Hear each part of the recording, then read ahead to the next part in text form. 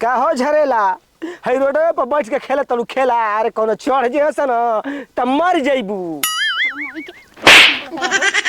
लाज ना लगेला बोले तरह के तहरा पता बा बीचे रोड पर बैठल बड़ू आ कोनो गाड़ी घोड़ा वाला आके आ चढ़ जे हसन त तहार का हल हो जाई पूछना जीबू यही में। हम बीच रोड पे बैठी चाहे हम नदी में बैठी चाहे नाला में बैठी तो हर करे जे काय फाटता काहे से कि धरती पर एगो लड़की की जनसंख्या कम होने जाई एक चलते चिंता फिकिर होत बा। मतलब हमार चिंता करे तू बड़ा भोल बड़ा हैं हमार माई बहुत चिंता नहीं कर तू को हमारी चिंता कर दड़ चिंता ऐसे करतई नु कि एगो लड़की के कमी हो जाई त एगो लड़का रणवा घूमी ओकर से बियाह के करी बुझा तो ही रडुगा बा यही से कहता के कैसे करके फसा लिए एकरा के बियाह शादी करम।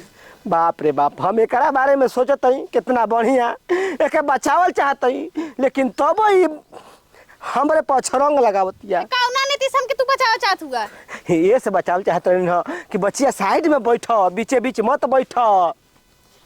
हमार मन हम बीच में बैठी चाहिए ओरे बैठी चाहिए जे सूती तो से कोई मतलब तू जा अपन रास्ता धर के जहां जाता जा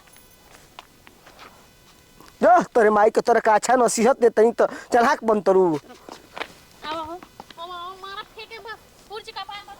अनु एने कर पता नहीं का छाती फटत कपार बथता हम बैठल बनी रास्ता में त ई नहीं खन के जहां हम जातन तहां चुपचाप जाई बड़ियाल बना हमार चिंता फिकिर करे इतना देर से जे बैठल बनी हमार माई बाबू तक ना आइलन खोजे ये हमार फिकिर करे मर जाए तो हम ना जाइब इनकर पता नहीं का जाता।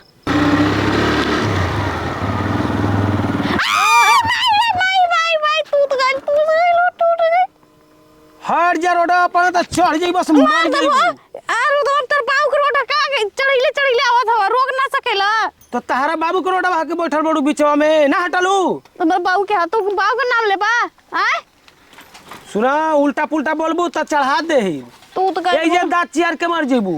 हमके हॉस्पिटल लेके चल हमर गोड़ टूट गइल तो के हॉस्पिटल लेके चली कहे श्मशान घाट पर लेके चली शमशान घाट पे लेके चल बा हां शमशान घाट पे जाए तू जा शमशान घाट पे आवतला हंडा लेके ढोन ढोन कई के त का बैठल बड़ बीच रोडवा में हम बैठा बता चढ़ा छाती फटता एक मिला ऊ आइल ह ओ मुआ ना कहत तू बीच रोड पे बैठल बाड़ू मुंह जाबू हां अभी आ गेल बड़न ई कह के देख लेनी हन त चाप देले रहती मुंह गई रह तू गड़िया से जानलू अरे का कहला हां माने गड़िया चढ़ गई रहित तो मुंहे न गई रह तू तुम्हारे चक्के ना मुआ दे हमें जे देखा तू कोई नहीं खे जे मुआ के फेंक दम न दिया केकरा घर के लेके रे केकरा घर के रे माई के मरबे तोरे माई के चाची कहो तोरा माई के सास को हो का हमारा माई के सास कहो तब तो तू हमार मेहरारू हो गेली रे मेहरारू हई हो मेहरारू हई तहार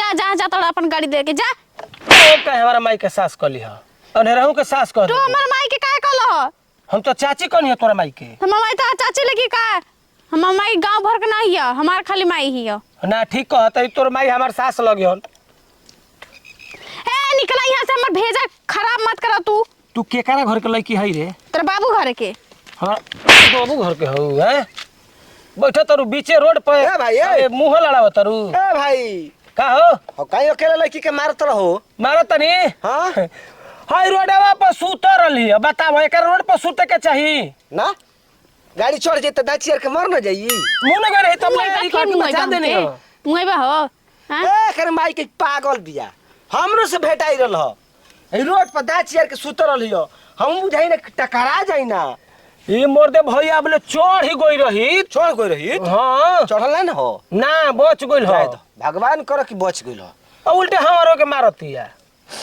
दुश्मन पागल हुआ तो लोगन के मुंह ना लगब हम तुम गले लग जा लगाई गले ना लगाई गले तरह के मत लगाओ अरे अगर गले तोरा पड़ जाई ना तो सब तार जिंदगी झंड हो जाई जितना कमाईबा ना मैले करे पे लुटा देबो ए मरे देखा तोरा हमारे माई के सास कहतिया तो तू सोच ले कि का भाई हां मेहरारू हां तुम कौन गलती कर देनी हां कहबा मेहरारू कहबा हम मेहरारू हई हां उमर ने खजे देखा बुढ़ा बुढ़ा पड़ा जाए ए करी माई के मार दलसी हमरा के मर दे कहीं का ये करे फायदा लेके बात कर तो नहीं हां एक बार और आई रही त के बतौनी कि रोड पे ना रहल जाला कोनो चढ़ जियो स लेकिन मनते नहीं खे। हमारा तो बुझाता ई मुंह ही खाती के रोडवा पे सुतर रहती ना रे। तेरा बाबू खैला का के मुंह बे हमके निकल यहाँ से। तेरी हिम्मत मत बैठ के देखता बैठ। तब कह जे छिला तरु बैठ के प्याज चल फेर आग अरे मत बुझा रहे तो आ तो गुड़ा टूट गई। मुआ सारा खाता रे मुआ। अरे मुंह जाई तो मर्दे लागे लागी। औसे में तोरे हाथे कर कल्याण हुआ। अरे अरे अरे अरे तोड़ दे तार टंकी फोड़ दे बता दे थई टूट गई हाथ। हे भैया हे छोड़ा करा के है ना जी बना।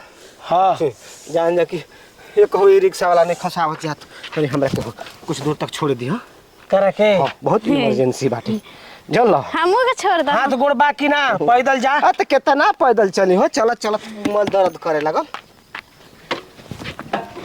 हां उतर उतर। हाँ वहाँ छोड़ दे तनी ना कोई ना छोड़ तोरा नहीं पागल चल उतर। तनी से कह दे भैया छोड़ा दे। ए काहे को देर बा चचा छोड़ा कह दे। जाए तो छोड़ दे। ठीक बा जब तू कहत रह तो हम छोड़ दे तनी। छोड़ दे बते कर जान बच्चे ही न त यही तरह लोटर रहती है। दू चक्का रहल त बच गेल चार चक्का रही तो चढ़ जाई। हो ई तो बात सही कहत रह। चला बाइक के लाई खियाओ चल। चला चला मार का होई तू आवा हेजा बढ़ जा। ना हमरा गोदी में बैठा गोदी में। आगवा ना ना तार के ना लौकी।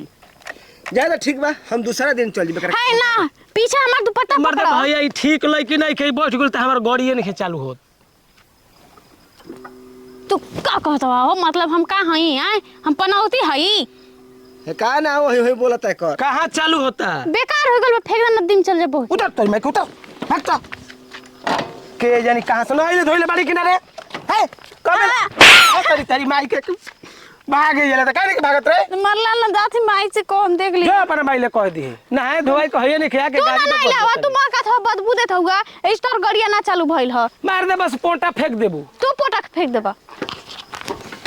हमर गाड़ियो बिगाड़ देलस का जानी कहाँ से आ गइल। चाहत रहे चढ़ाई देवे के मोटर जोर गइल आय जोर गइल मोटर। ई सारा कोई कोई ओही करता नहीं मर दे भैया। बात मानो। अबे नया गाड़ी हो तो मोटर कैसे चोरी हो। ए नया गाड़ी बीमार ना होखेले। हट तारा बस के बात नहीं खा उतारा मर दे। थोड़ा के कर तू सोचे तरह की भैया एकरा से बढ़िया हम पैदल ना चल जाई घरे जाते दूसरा दिन फिर आइब हम।